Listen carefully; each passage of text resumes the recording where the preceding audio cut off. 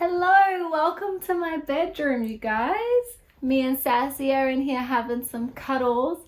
It's a little chilly here in Germany right now. I'm still in Germany. I will be back in the States very soon.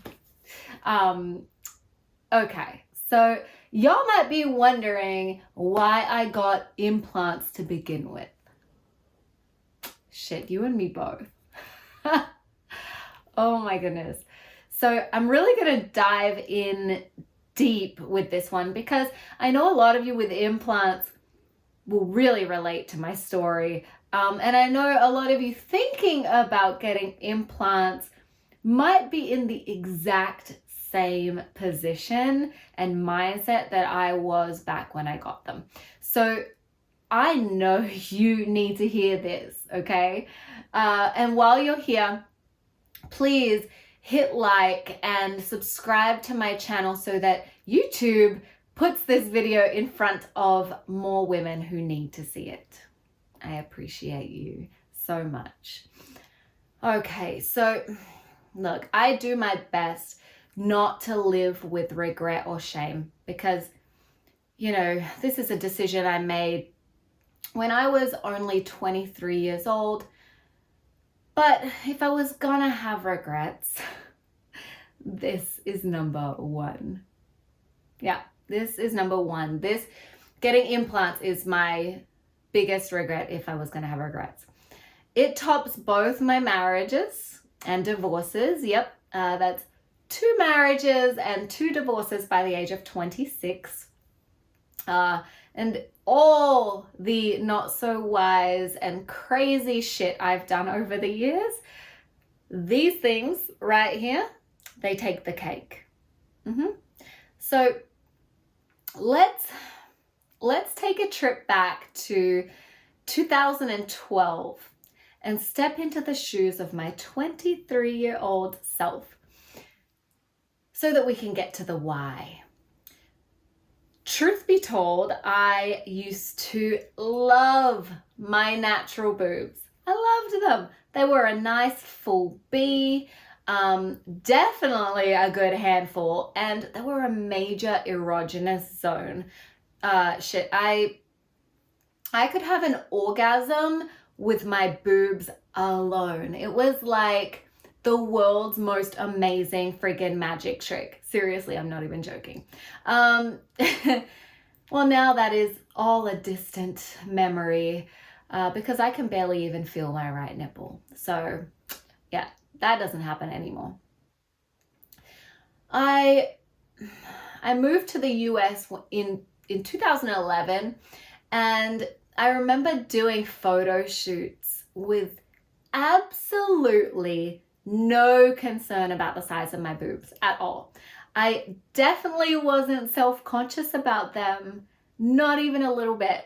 Then I started dating someone pretty soon after, and I got married way too quickly. And at first everything was great, you know, aside from ignoring all the red flags, of course, as we tend to do at that age.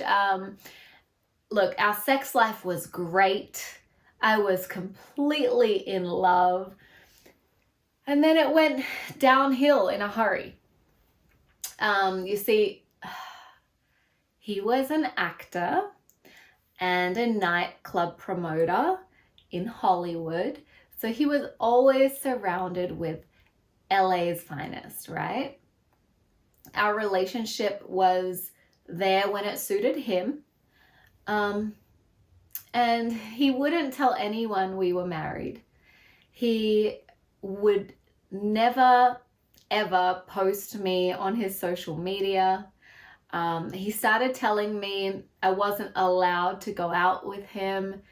He was aggressive and secretive and would turn everything around on me. And I'm not saying that I was Miss Perfect at 22 years old, 23 years old. I certainly wasn't. But it was a very toxic relationship on both parts, really.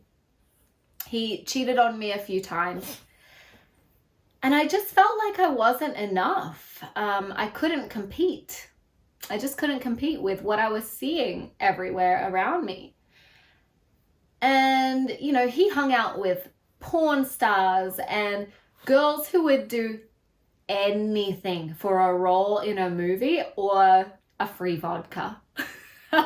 Seriously, I don't know if anyone been to those Hollywood nightclubs, you see everything. So I decided I needed to up my sexy naturally, right? Of course, I needed to just get sexier. That would fix everything. At this time, I was extremely skinny from the stress and the emotional drama. I weighed like 105 pounds. I was like this.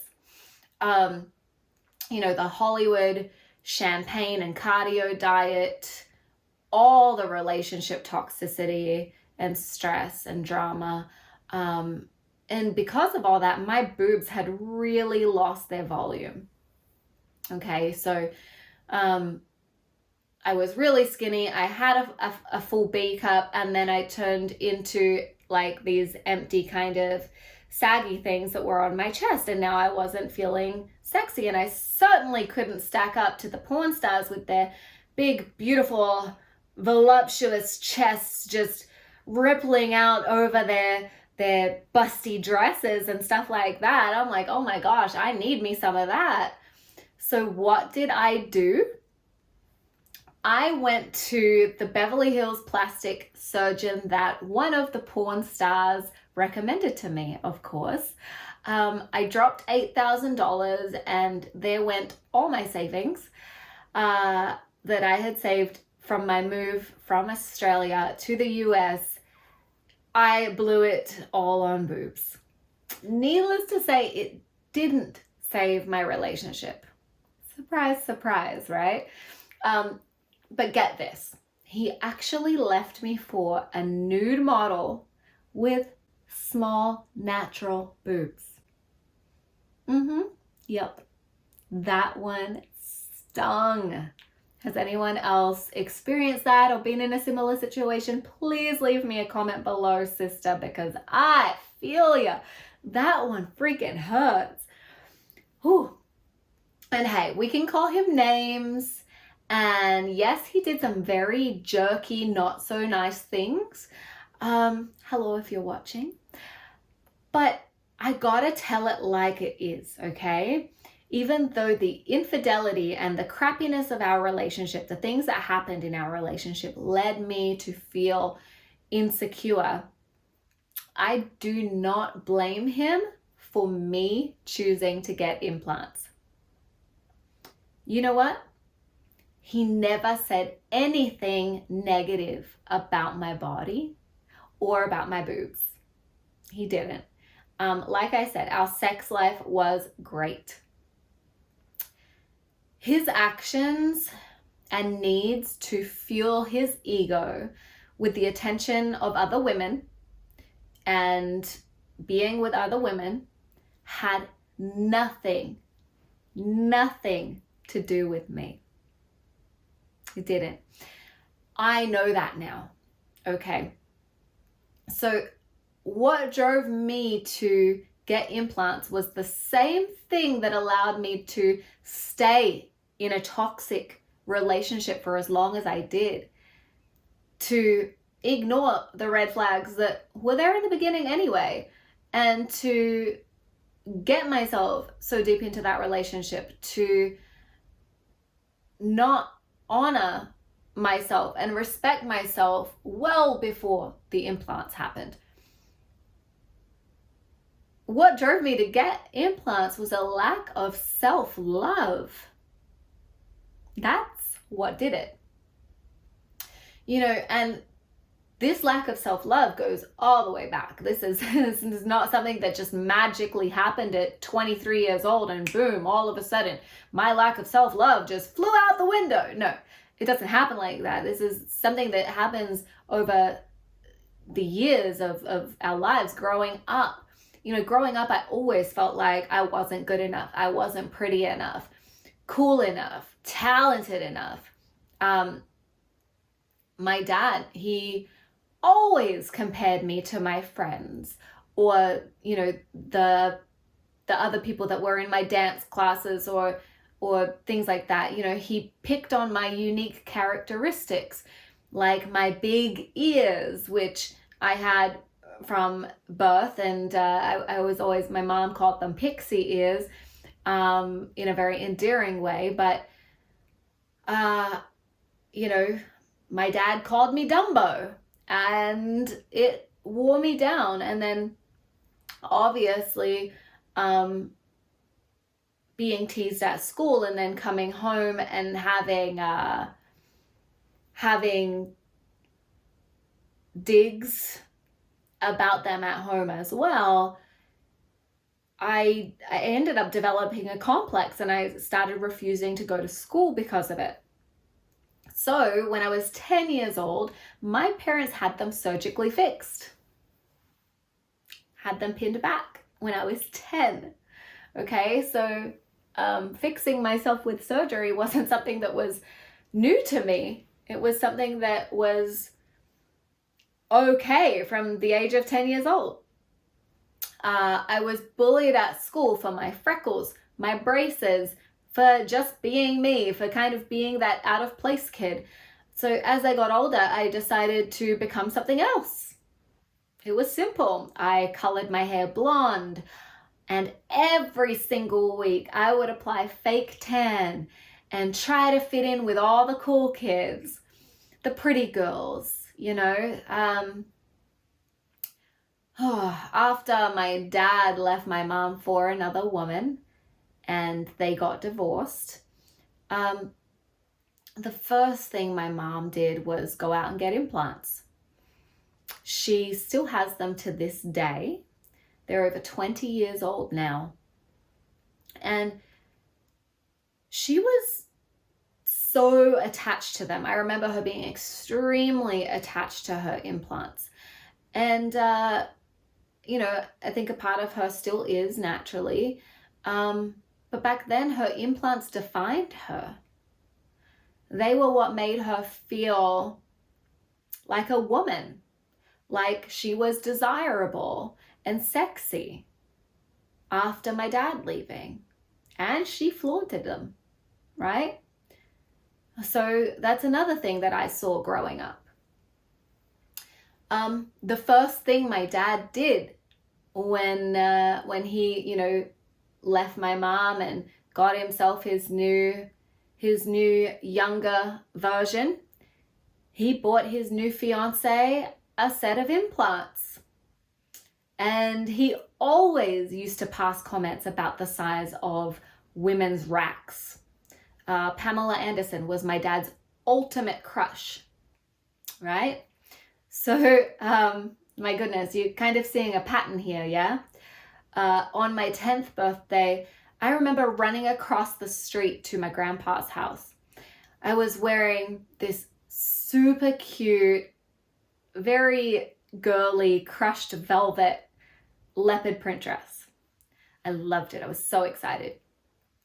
And he passed a comment telling me my boobies were getting bigger.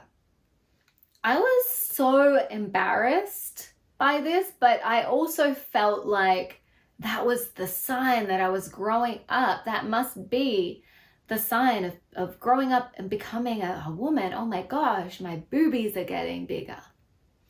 Essentially, I grew up in a world where women were objectified. If you weren't good enough, you were replaced. And if you didn't like something, you'd get it fixed. And that very broken,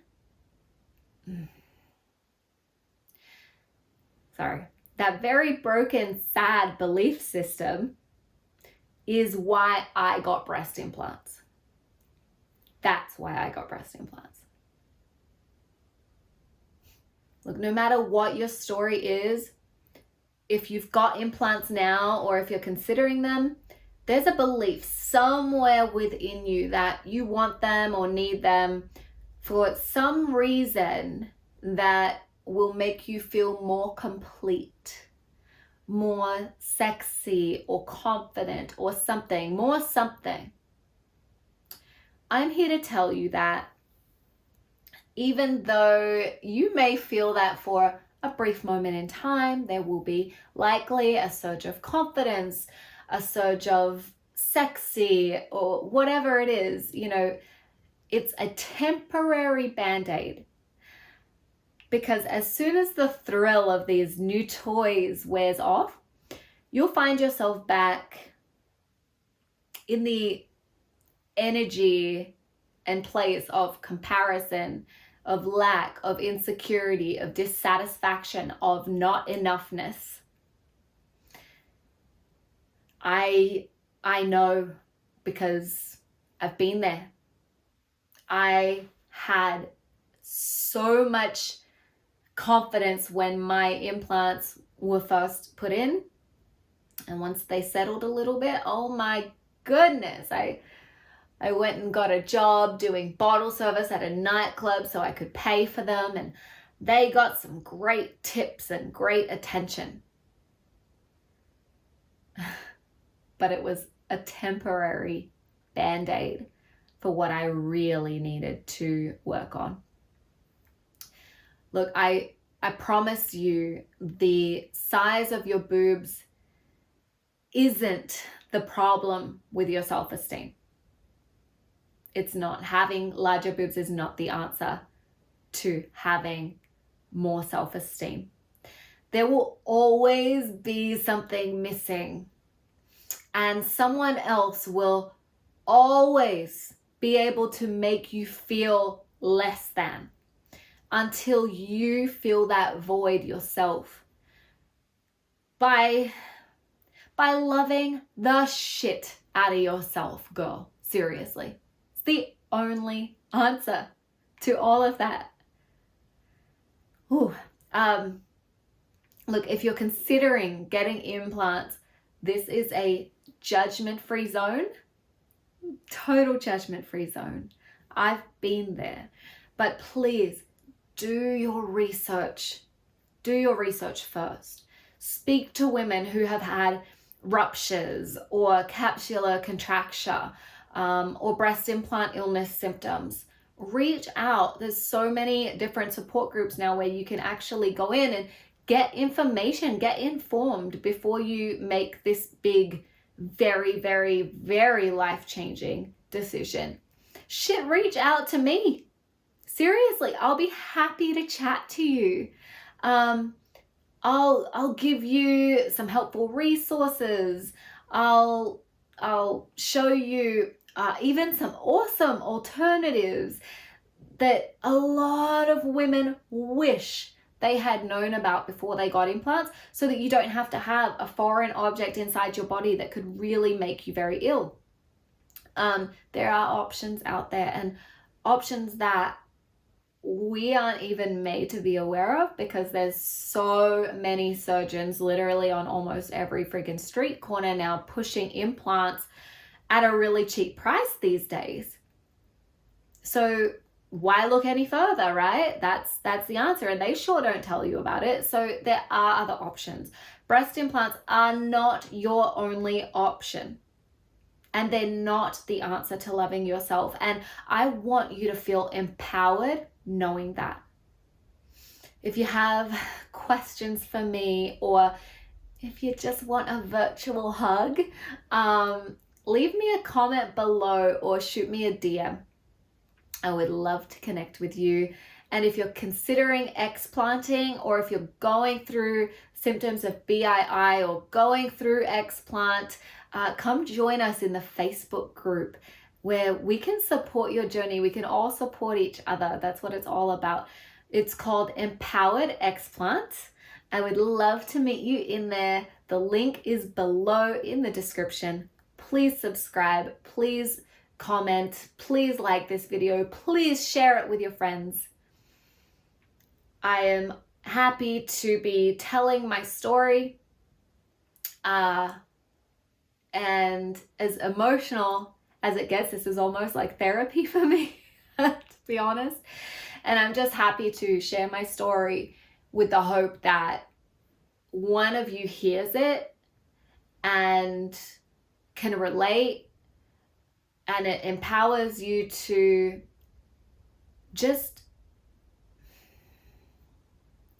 start looking at things a little bit differently. Switch your perspective a little bit and start really looking inside. Look inside for the happiness. Don't look at all this exterior nonsense. It's inside, okay? It's where happiness lives.